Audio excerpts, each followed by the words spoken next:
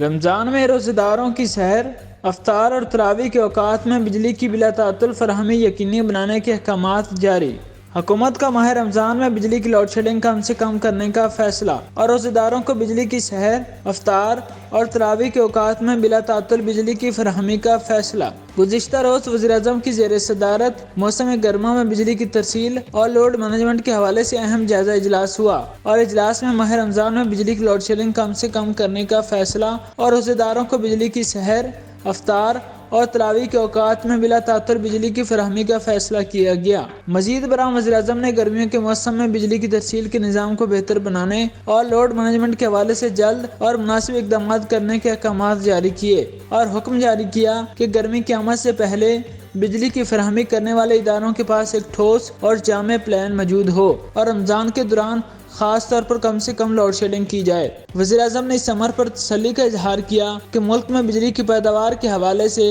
Energy mix میں مقامی ایندھن اور متبادل وسائل کا حصہ مسلسل بڑھ رہا ہے۔ وزیر اعظم نے حویلی بہادر شاہ پاور پلانٹ کو مکمل آپریشنل بنانے کے لیے فی الفور اقدامات کرنے کے احکامات جاری کیے۔ انہوں نے پاور ڈویژن، پیٹرولیم ڈویژن اور دوسرے متعلقہ اداروں کو بجلی کی پیداوار اور لوڈ مینجمنٹ کے حوالے سے ہم آہنگی اور روابط بہتر بنانے کی بھی ہدایت کی۔ اجلاس میں وزیر اعظم کو بجلی کی پیداوار اور لوڈ مینجمنٹ کے حوالے سے تفصیلی بریفنگ بھی دی گئی، جس میں یہ بتایا گیا کہ عوام پر بجلی کی لوڈ شیڈنگ کا بوجھ کم سے کم ڈالنے کے لیے مؤثر اقدامات کیے جا رہے ہیں۔ اجلاس میں وفاقی وزیر خزانہ موصولات اسحاق ڈار، وفاقی وزیر توانائی انجینئر خرم دستگیر، وفاقی وزیر اطلاعات و نشریات مریم اورنگزیب، وزیر اعظم کے معاون خصوصی جہاں زیب خان اور متعلقہ اعلیٰ سرکاری افسران نے شرکت کی۔